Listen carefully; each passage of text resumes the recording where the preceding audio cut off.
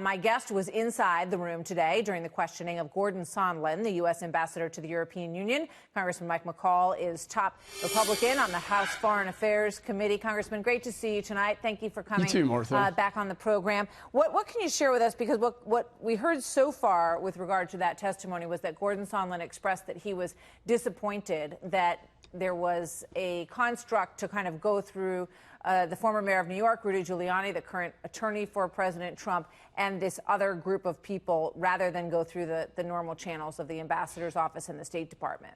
Right. Now, I have to be a little bit careful. Adam Schiff has put a gag rule on this, so I can only talk about what's been made public out of the committee in his opening statement. He does refer to Giuliani operating sometimes in conjunction with the State Department, sometimes not.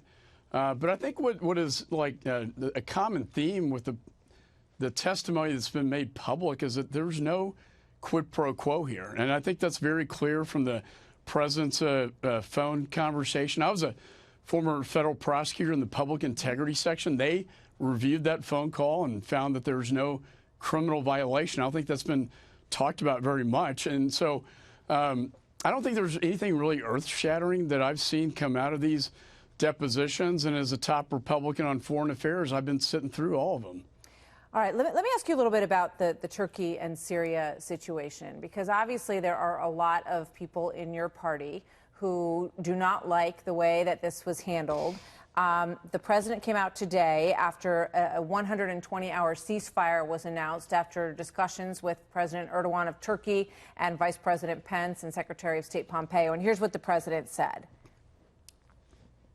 It's a great day for the United States. It's a great day for Turkey. Great day for the Kurds. It's really a great day for civilization. It's a great day for civilization. So I just want to thank everybody. How did you vote on that resolution? Were you in favor of the president's actions with regard to, backing out of that buffer zone? And do you agree with what he said there, Congressman McCaul?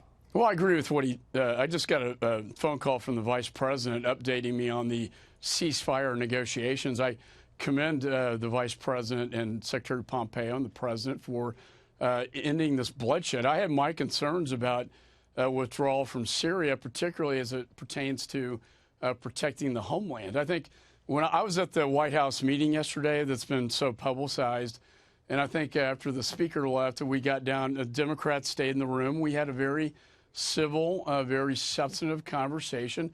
My number one position was that, look, after we pulled out of Iraq, as you know, Martha, 10,000 troops and ISIS reared its ugly head and the caliphate was formed. I didn't want to see the same thing happen in Syria.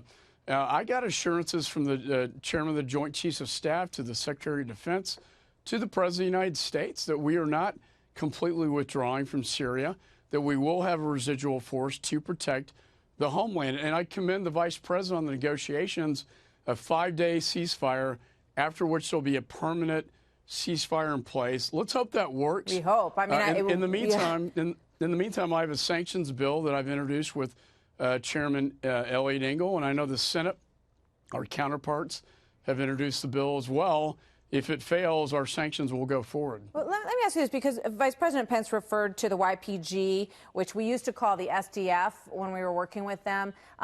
Some people have noted that that is more sort of the Turkish language for this group. And, the president said that he has a friend in President Erdogan and that he's a tough guy and he's glad that he, sort of saw the light on this agreement. Are you concerned about the way that we are talking about Erdogan right now? Do you trust him? Is he our ally? Would you agree with that?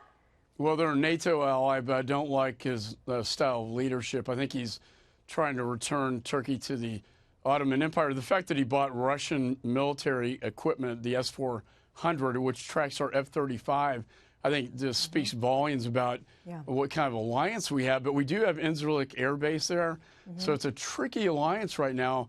And I think we have to work with them to resolve this issue in Syria.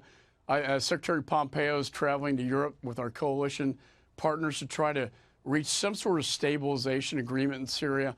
very difficult, complex foreign policy issue. There's a lot of skepticism in our reporting at the Pentagon about whether or not the Kurds are going to go along with this deal. They've been forced out of their homes, so we'll see what happens as it moves forward. Congressman McCaul, thank you very much. Good to see you tonight. Thanks, Martha. You bet.